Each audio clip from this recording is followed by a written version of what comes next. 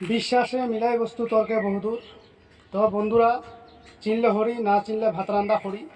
আজকে আপনাদেরকে আমি এমন একটি শক্তিশালী টোটকা দিব যে টোটকাটি কখনোই কাটতে পারবে না। আর এটি অস্থির একটি বশীকরণ।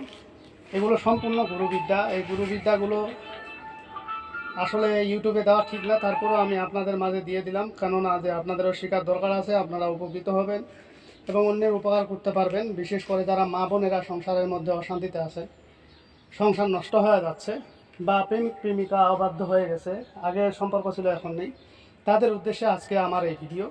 আশা করি আপনারা উপকৃত হবেন।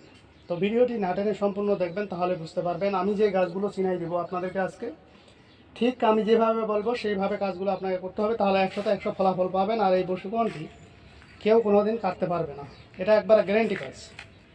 কিন্তু আমার ওষুধ একবার যার পাল্লায় পড়বে, যে খাবে তাকে আজীবন নাম করতে হবে যে কী ওষুধ, আর কেনই বা আমি এই ছেলেটির পিছনে ঘুরছি, বা কেন আমি এই মেয়েটির পিছনে ঘুরছি। ছেলে হয়ে এই কথাটি বলবে, মেয়ে হয়ে এই কথাটি বলবে, কিন্তু কাটবে না কোনো দিনই। মেয়েটার যদি বিবাহ হয়ে যায়, তাহলে ওই মেয়েটি আপনাকে তারপরেও ভুলতে পারবে না।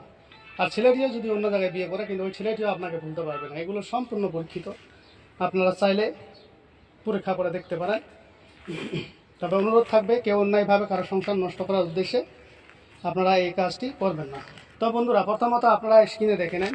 এই যে স্ক্রিনে গাছটি দেখতেছেন, আশা করি এই গাছটির ব্যাপারে অনেকে অনেক কিছু ইউটিউবে বলেছেন, কিন্তু আমি আজকে আপনাদেরকে ভিন্নভাবে বলবো। এই গাছ চিনলে হরি, না চিনলে ভাতরান্দা হরি। এই গাছ যে যেমনভাবে চিনেন সে সেমনিভাবে ব্যবহার করে। তো এই গাছটি অনেকে চিনেন কণ্ঠকারী। আসলে কোন কণ্ঠকারী? এই গাছটি হলো সাদা কণ্ঠকারী। আপনারা দেখে নেন, সাদা কণ্ঠকারী গাছ। এই সাদা কণ্ঠকারী, সাদা ফুল, এই জন্য এটি সাদা কণ্ঠকারী।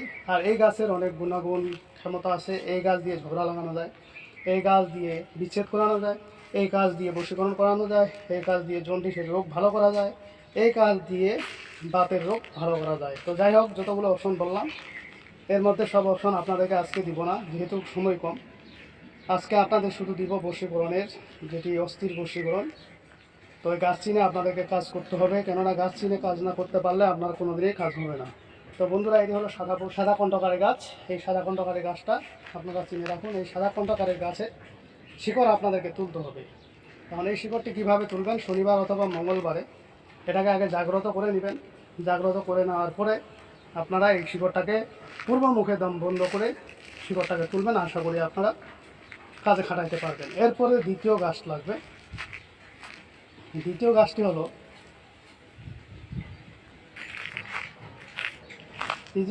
বন্ধুরা, এই যে সাদা লজ্জাপতি। আপনারা দেখে রাখেন, গাছগুলো সুন্দরভাবে চিনে রাখবেন।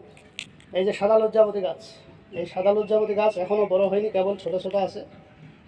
এই যে একটা একটা করে হয়েছে। আর একটা জিনিস মনে রাখবেন, সাদা লজ্জাপতি গাছ একা একাই হবে, কোনো দল বল বেঁধে হবে না। এই যেমন এই গাছটি দেখতেছেন, এটা একাই হয়েছে। আর যেগুলো ছেলে লাল লজ্জাপতি, ওটা কিন্তু একবারে থোকা হয়ে উঠে।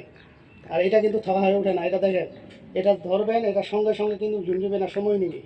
তো এই লাল সাদা লজ্জাপতি, এই যে সাদা লজ্জাপতি দেখতেছেন, এই সাদা লজ্জাপতি গাছ এখানে অনেকটি আছে। এগুলো পাওয়া খুব কঠিন, তারপরেও আমি পেয়ে গেলাম, আপনাদের মাঝে আমি দিয়ে দিচ্ছি। এই যে দেখেন, এটা সম্পূর্ণ সাদা গাছ। আর এই সাদা গাছ আপনাদেরকে তুলতে হবে। এটাও শনিবার মঙ্গলবারে নিঃশ্বাস বন্ধ রেখে পূর্বমুখ হয়ে এটা শিকড় আপনাকে তুলতে হবে। এই শিকড়টা নিয়ে নিলেন। এরপরে আরেকটি গাছ আপনাদেরকে সংগ্রহ করতে হবে। সেই গাছটিও আমি আপনাদের মাঝে দেখিয়ে দিচ্ছি। আপনারা স্ক্রিনে যে গাছটি দেখতেছেন, এই গাছটির নাম হলো আপাং গাছ বা চিচিরে গাছ বা আপা মার্গের গাছ। তো যে যেই নামে ছিলেন না কেন, এই গাছটা তুলতে হবে। এবং এই গাছটা যখন তুলবেন, অবশ্যই শনিবার মঙ্গলবার লাগবে।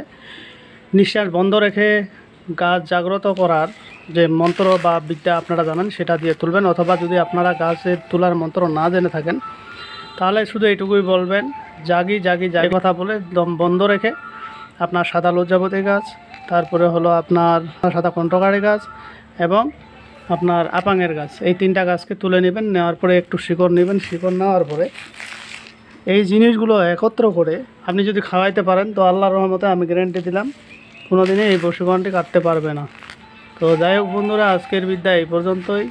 আমার ভিডিওটি যদি আপনাদের ভালো লেগে থাকে, তাহলে অবশ্যই একটি লাইক দিবেন, বন্ধুবান্ধবের কাছে শেয়ার করে দিবেন। আর যারা এখনও আমার চ্যানেলটি সাবস্ক্রাইব করেননি, তারা সাবস্ক্রাইব করে নেবেন এবং পাশে থাকা বেল আইকনে অল ক্লিক করবেন যাতে ভিডিও ছাড়ার সাথে সাথে নোটিফিকেশন আপনাদের কাছে পৌঁছে যায়। আর যারা অলরেডি সাবস্ক্রাইব করে ফেলছেন তাদেরকে অসংখ্য ধন্যবাদ। তো পরবর্তী ভিডিও দেখার আমন্ত্রণ রইল। সে পর্যন্ত ভালো থাকবেন। ধন্যবাদ।